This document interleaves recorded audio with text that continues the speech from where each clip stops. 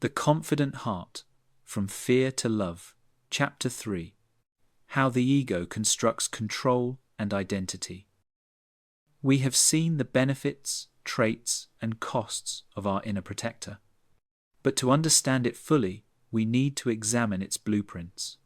Why does it work so tirelessly? What is it so afraid of?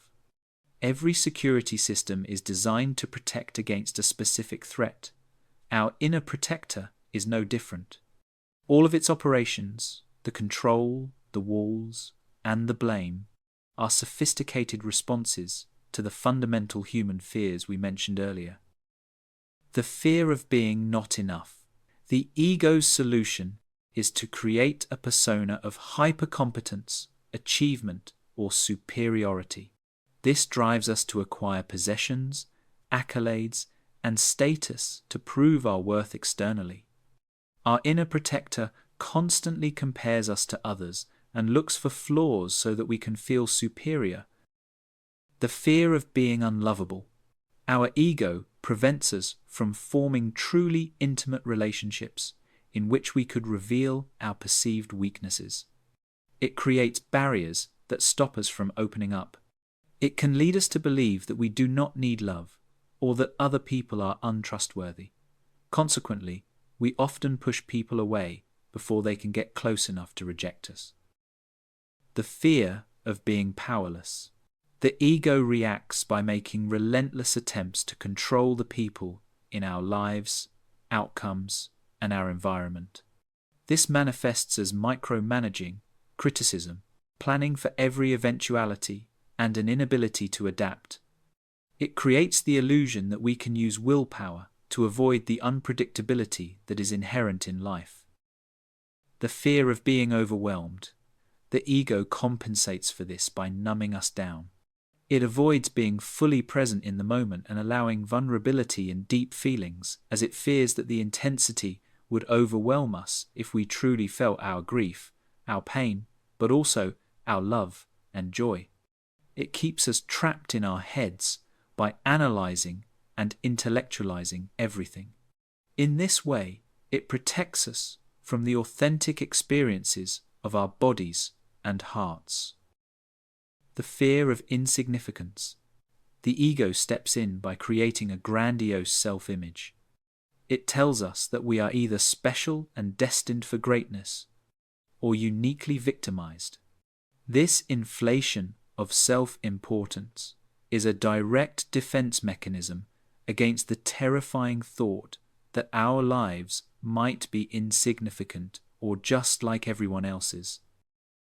In order to manage these deep fears, our inner protector doesn't just build simple walls. It constructs an entire reality, a safe fortress with very specific rules.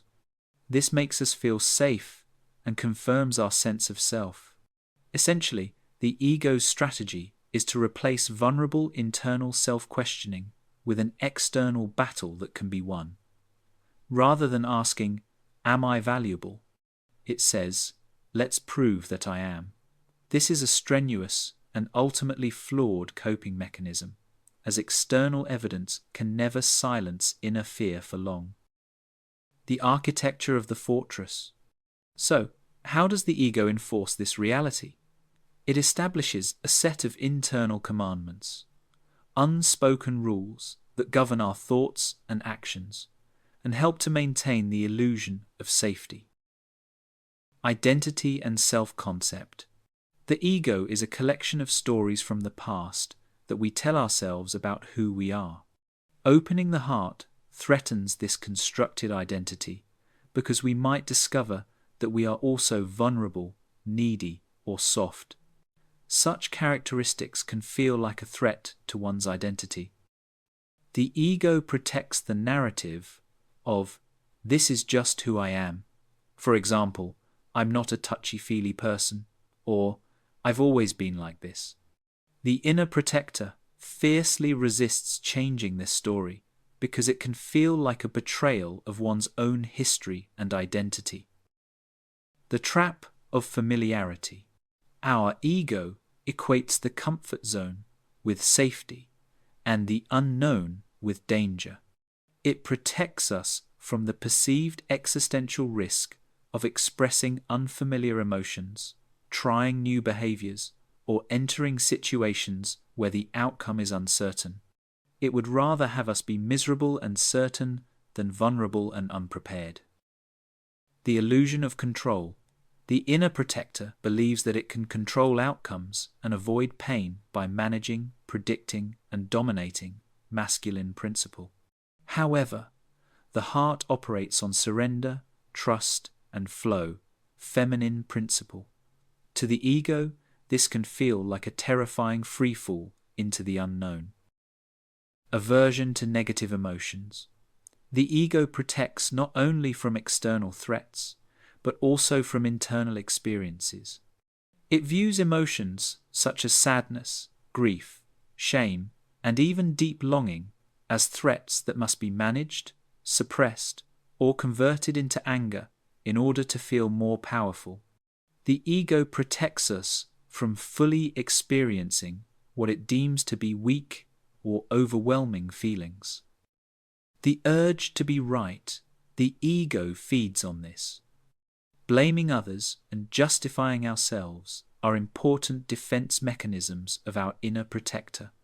Admitting mistakes, seeing other people's perspectives, and letting go of the need to be right are perceived by the ego as a profound loss. A feeling of separation. The ego's existence is based on the idea of me against you. The language of the heart, on the other hand, is connection, unity, and us. Turning to the heart can feel like dissolving the boundaries that the ego believes give it security. The ego propagates radical independence and self-sufficiency as the ultimate strength. It tries to protect us from the supposed vulnerability of having to admit that we cannot do everything on our own. See the pattern? The inner protector's solution to the fear of internal emptiness is to construct an elaborate external self. Its response to the fear of vulnerability is rigid control. Its remedy for the fear of being unlovable is to build walls of separateness. It is a master of illusion, convincing us that the fortress it has built is our home and that the costume it has crafted actually defines who we are.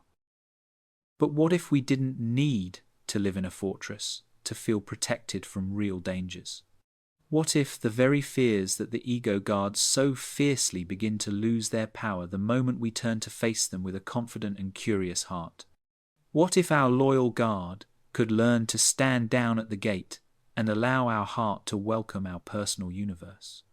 This journey is about transforming our inner protector from a fearsome tyrant into a wise advisor. In this way, our confident heart can finally lead the way, secure in the knowledge that a capable guardian is watching over us. The first step is to simply open a window,